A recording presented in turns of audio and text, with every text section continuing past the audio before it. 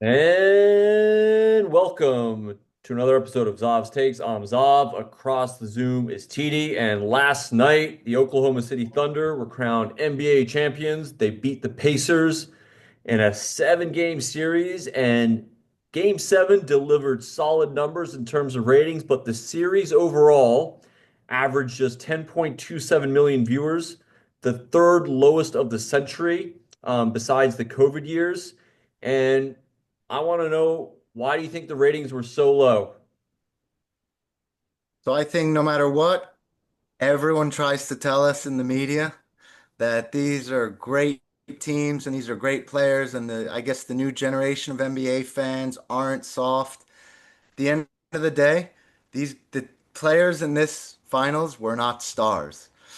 This is not the Steph Curry Warriors. This is not the Shaq and Kobe Lakers. This is not Tim Duncan. Yeah, but TD, whose fault is that though?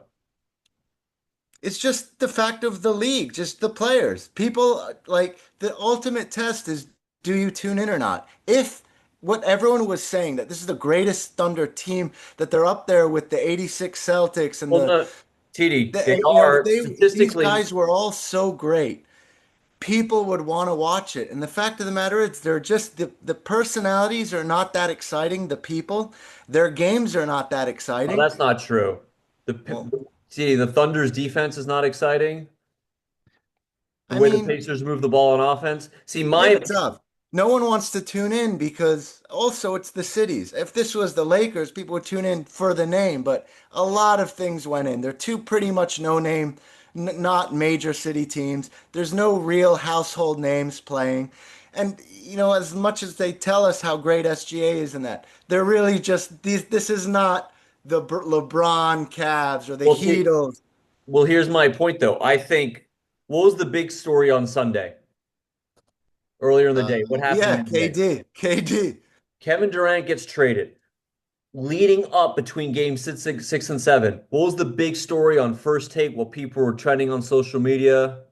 I don't know. It was about LeBron. He had a podcast. He was talking about ring culture. Oh yeah. That's my see. In my opinion, all season, I think NBA, they're still relying on LeBron Yeah. and Durant, Curry to an extent. But my point is, but these guys aren't near the top of the league anymore. The only time you hear about SGA is in debates about the MVP.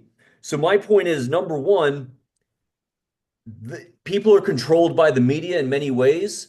The media never talked about the Thunder all year, didn't even hype this series while it was going on. So you don't get that build up that you should when you've got a seven-game series going on.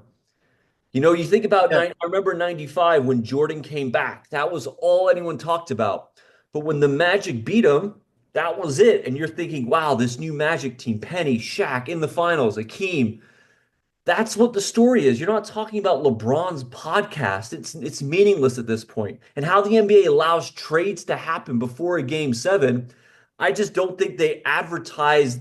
There was no hype for T. And you should care, TD. The Thunder can be a dynasty. They No, can but be. Top. So yeah, to your point though, there's no storyline with them. You were saying like the Magic, it's a storyline. Jordan's coming back. Stuff, say what you want, but LeBron, Durant, these guys have storylines. The whole Durant's career is just so polarizing. Like, is he a team hopper? Is he not? LeBron with the whole decision thing. Curry's a household name. We know him as the greatest shooter of all time. There's no story, no drama to the Thunder against. So, can you I blame the media? It's off. They're trying to get ratings. They know that if you open First Take with a LeBron Durant story, people are going to watch. You told yeah, about but the Thunder, no one's gonna watch. well, They're in this for eyeballs. here's my point though, TD. That's what NBA though has become. It's become this first take, first things first, skip it. It's become True. and that's where it's not about the basketball, because in terms of the basketball, the Thunder were the best team all year, statistically the highest NBA point differential. I know that's skewed a little bit because there's so many possessions per game. The Pacers had an all-time playoff run, underdog in the last three series, these Oh, last second shots. you know what? You're right. You're right. And But my it point, was, yeah, I mean, but none of this was talked about. They it's a focused on the shame. drama. It's a shame because Yeah. it's true.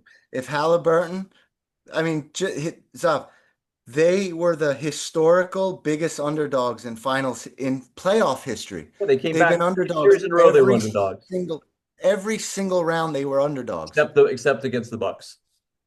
Okay, but still, I Yeah, mean, and all those game winners, it could have been an absolutely imagine the Pacers won. I think no one that was was the talking about that. exciting.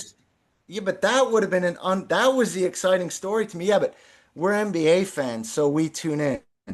I don't think the casual fan, it's true, was not let into That's the story. media. Yeah, Media has a role to play. yeah, major. All right, let's hear what you think in the comments. Why do you think these, 7 game series, you didn't know who was going to win? Exciting. Why do you think the ratings were so low? All right, TD, I'll see you later. All right.